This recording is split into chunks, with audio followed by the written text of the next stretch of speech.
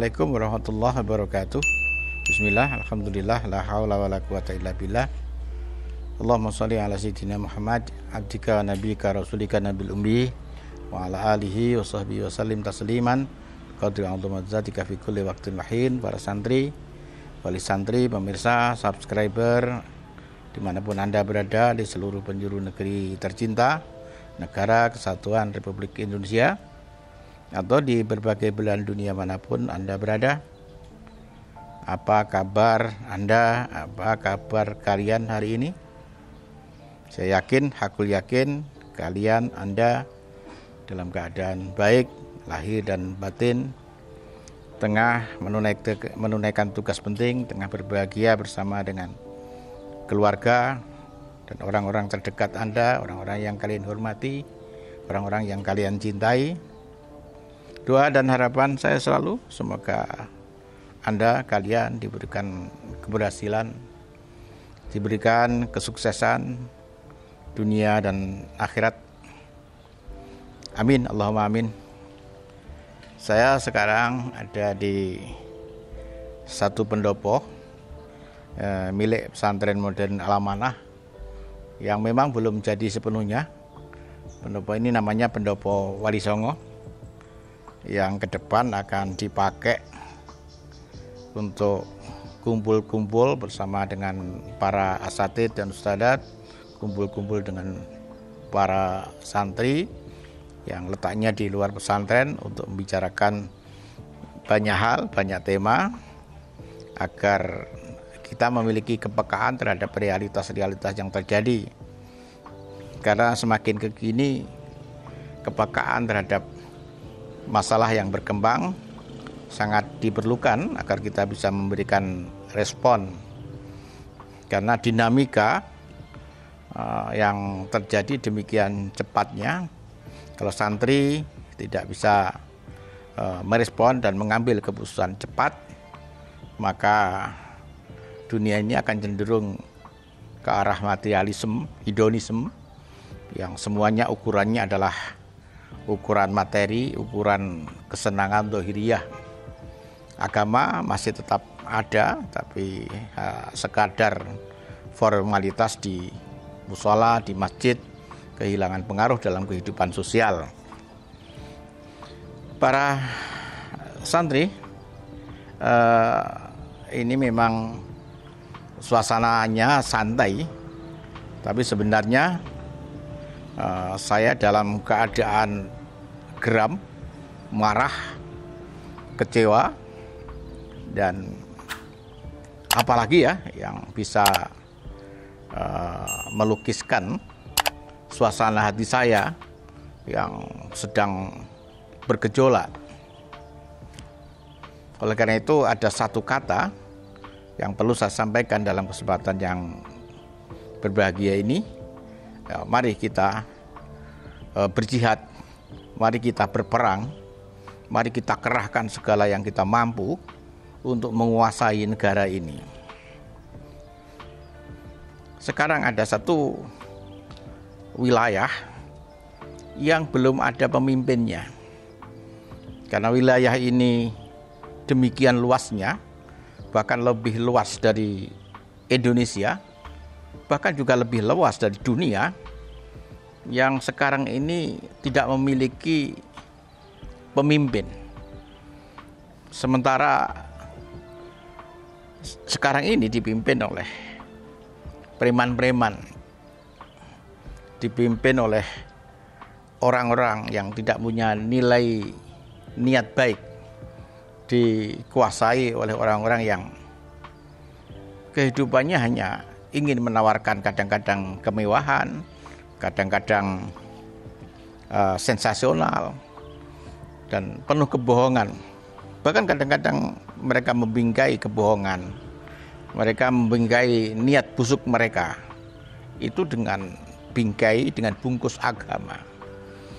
Ini negara dan wilayah ini adalah wilayah yang sangat berbahaya.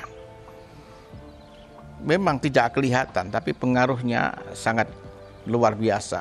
Bahkan banyak negara-negara yang kemudian jatuh terjadi revolusi, dan revolusi maksudnya baik, tapi sampai bertahun-tahun tidak pernah bisa selesai karena pengaruh preman-preman yang menguasai wilayah ini.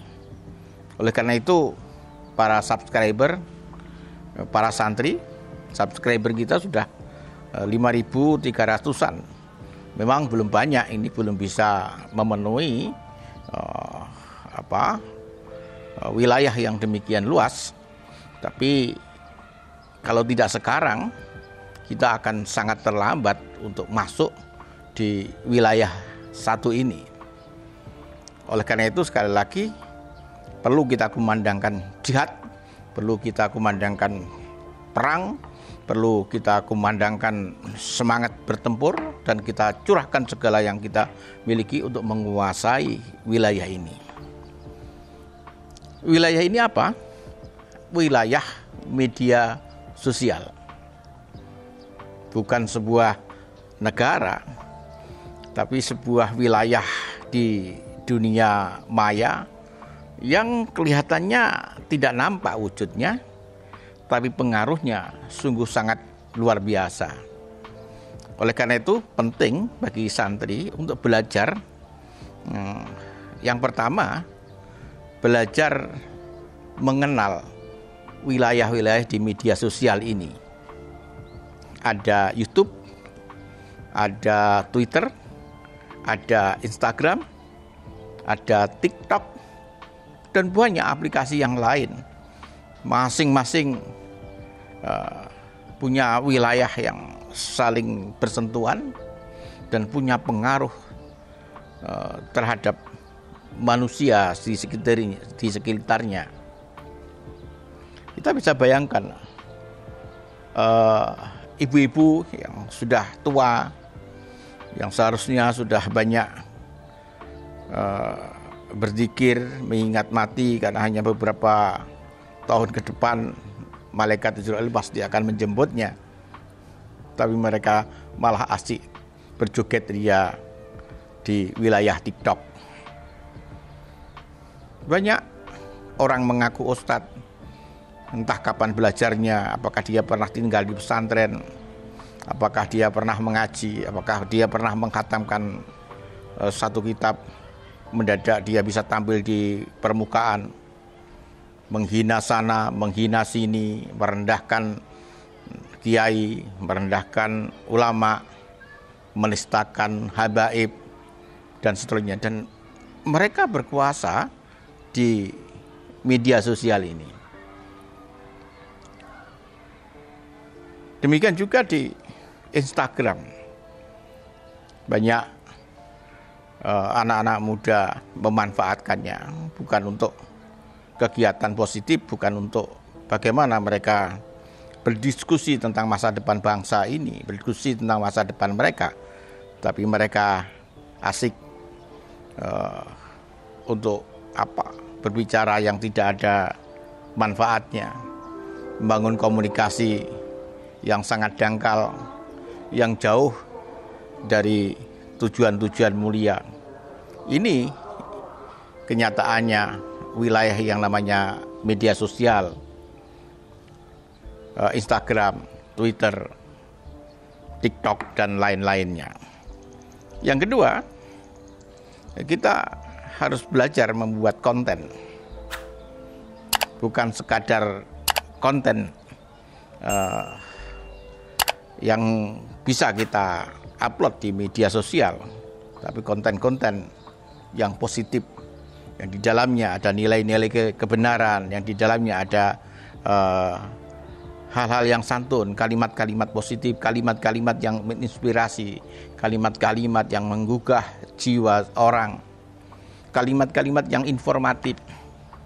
Ini perlu, karena sekarang banyak kalimat yang bernilai sampah sedang berkuasa di wilayah itu. Oleh karena itu semangat jihad perlu, semangat perang perlu, semangat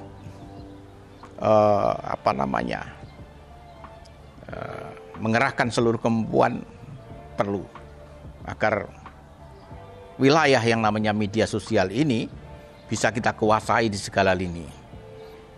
Kalau kita menggerakkan seluruh potensi yang ada, saya pikir akan terjadi pertarungan antara kebaikan dan keburukan, akan terjadi pertarungan antara nilai-nilai yang mengajarkan tentang akhlakul karimah dan nilai-nilai yang mengajarkan tentang akhlak yang tercela. Saat ini nilai-nilai yang mengajarkan keburukan tampaknya berkuasa. Setiap kali melihat wilayah media sosial, kita menjadi bingung. Bagaimana mungkin seorang presiden yang bekerja setiap hari, yang terbukti memenangkan pertarungan dalam pemilihan presiden langsung, puluhan juta masyarakat memilihnya, setiap hari dikata-katakan dengan kata-kata yang tidak pantas. Itu adalah simbol sebuah negara. Tapi yang muncul di dalam wilayah media sosial adalah kata-kata yang buruk, kata-kata yang menistakan. Ini tidak bisa dibiarkan. Mungkin hukum belum menyentuh di sana, tapi kita harus memulai menyiapkan diri untuk melakukan pertarungan yang sengit tentu saja, dan kita siapkan amunisi yang cukup sehingga media sosial bisa kita kuasai. Bagaimana mungkin seorang yang mengaku Habib, setiap hari kata yang muncul dari lisannya adalah kata-kata yang tidak proporsional, kata-kata yang tidak memiliki data, kata-kata yang penuh caci dan kebencian. Kita melihat orang yang disebut ustadz, yang mestinya keluar dari lisannya adalah nilai-nilai, kata-kata yang diinspirasi oleh kemuliaan Al-Quran dan kemuliaan Sabda Rasul, tapi yang muncul adalah fitnah, mencaci, menghinakan, menumbuhkan kebencian, dan seterusnya. Subhanallah, ini tidak boleh dibiarkan. Santri, wali santri, subscriber, pemirsa, mari kita bersama-sama berjihad. Buat konten yang sederhana, baca hadis, satu hadis yang pendek, baca, upload di media sosial, tulis satu ayat lengkap terjemahannya, tanyakan kepada ulama yang punya kompetensi, pengetahuan yang komprehensif, kemudian upload di media sosial, sehingga setiap kali orang buka media sosial tidak ada pornografi, tidak ada kata-kata buruk, tidak ada nada-nada kebencian, tidak ada caci maki terhadap seorang pemimpin, tapi yang isinya adalah hal-hal yang positif, kalimat yang memberikan saran, tapi berdasarkan data yang lengkap dan proporsional. Kita bisa memberikan tutorial bagaimana memasak yang baik, yang halalan thayyibah. Kita bisa merekam saudara-saudara kita yang jadi pedagang, dan mereka terbukti sangat luar biasa.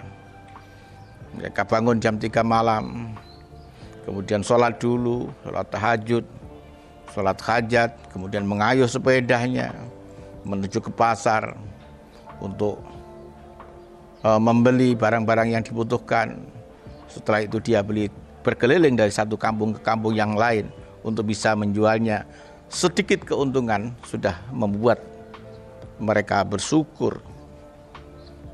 Ini perlu diupload agar orang-orang yang kaya, yang sudah berlimpah hartanya, yang masih juga mau korupsi, itu mendapatkan cara pandang baru. Ternyata syukur, kebahagiaan itu tidak digantung karena banyaknya harta. Syukur, ketentraman jiwa tidak ditentukan oleh tingginya jabatan.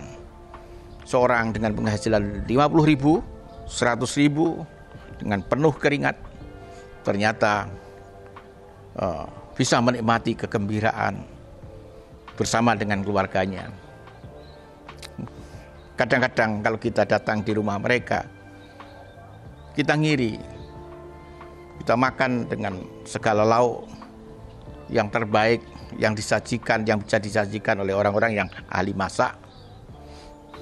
Tapi orang-orang yang tadi saya ceritakan, mereka bisa makan dengan penuh kebahagiaan, penuh syukur bersama anggota keluarganya. Hanya dengan ikan asin, sambal terasi, itu pun sudah membuat mereka sangat bahagia.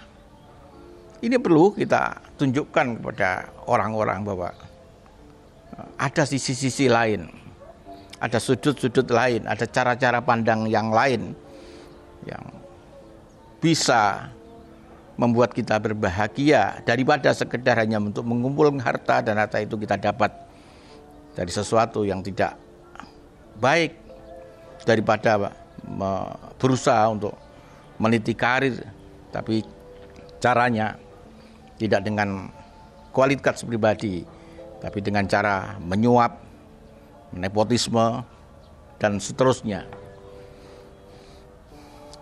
Para santri, wali santri, pemirsa, dan juga subscriber, sekali lagi, mari kita berjihad, mari kita berperang, mari kita kuasai wilayah yang namanya wilayah media sosial ini. Sementara sebelum ada pemimpin yang lain, saya mengangkat diri saya menjadi presiden di media sosial. Para santri, wali santri, pemirsa, juga para subscriber, silahkan komunikasi ke media sosial saya. Kita himpun kekuatan. Saya pikir dibanding orang-orang yang buruk, dibanding orang-orang yang tidak punya idealisme, dibanding orang-orang yang tidak punya semangat dan niat baik untuk membuat perubahan ke arah kebaikan, tentu lebih banyak orang-orang yang sebenarnya baik. Hanya karena kita tidak mengangkatnya, kita tidak mengkoordinasikannya, maka orang-orang yang baik itu seakan-akan tenggelam dalam kehidupan. Yang ada hanya orang-orang yang tidak baik. Para santri, wali santri, pemirsa, juga subscriber, di kampung-kampung kita dapati orang-orang yang baik, yang setiap hari mengisi mushola, mengisi masjid, dan melakukan aneka kegiatan, bersilaturahim dengan tetangganya, bersilaturahim dengan orang lain dalam bentuk aneka kegiatan. Mereka membaca Yasin bersama, berdoa bersama, majelis taklim bersama-sama. Itu membuat mereka tetap terjaga untuk melakukan kebaikan. Hanya karena kita lemah penguasaan di dalam wilayah media sosial, maka orang-orang yang baik, yang punya jasa besar terhadap sebuah negara, ini tidak terlihat. Di masyarakat kita lihat mushola kecil di sudut-sudut kampung, masjid-masjid kecil di pojok-pojok desa, kelihatannya sederhana, tapi sebenarnya itu adalah benteng-benteng moralitas. Sebenarnya itu adalah pejuang-pejuang kebaikan. Membangun mushola di pojok kampung, nilainya mungkin hanya 100-200 juta. Itu tidak berarti sama sekali dengan uang yang dikorupsi oleh mereka-mereka itu.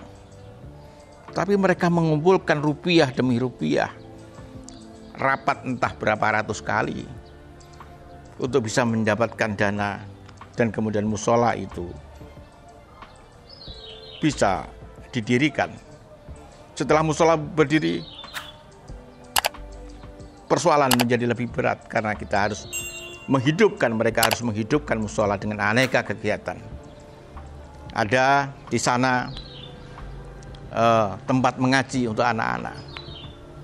Di sudut kampung itu tiap sore anak-anak datang di mushola untuk mengaji. Di sana ada suara adzan setiap kali waktu sholat datang. Ada sholat jamaah. Apalagi di bulan puasa, seakan-akan mereka sedang bertarung untuk menyebarkan nilai-nilai kebaikan, untuk menyebarkan nilai-nilai keagamaan kepada masyarakat di sekitarnya. Itu yang terjadi, dan mereka menjadi benteng-benteng moralitas. Kita bisa bayangkan daerah mana yang di situ tidak ada musola, di situ tidak ada masjid. Betapa sangat beratnya orang-orang baik untuk mengajak kebaikan. Bandingkan dengan daerah-daerah yang di situ ada musola-musola kecil, kelihatannya sepi, tapi sebenarnya musola itu memberikan cahaya bagi setiap hati anak-anak, orang tua, orang dewasa yang masuk di dalamnya.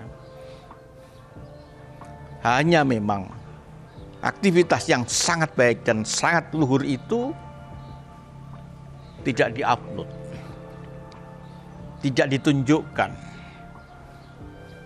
Media sosial belum kita kuasai. Maka mulai hari ini saya menghimbau, saya mengajak para santri, mari kita kuasai media sosial, mari kita berjihad untuk menguasai media sosial. Mari kita sungguh-sungguh mengerahkan segala kemampuan agar nilai-nilai baik menguasai media sosial, sehingga konten apapun yang masuk di media sosial adalah konten-konten yang baik, yang diproduksi oleh orang baik. Maka saya yakin kalau media sosial ini kita kuasai, banyak hal yang akan terjadi di negara kita. Tentu adalah kebaikan yang akan muncul. Sekali lagi, mari kita berjihad. Terima kasih atas perhatiannya. Allahumma fiq ila aqwamit thoriq. Assalamualaikum warahmatullahi wabarakatuh.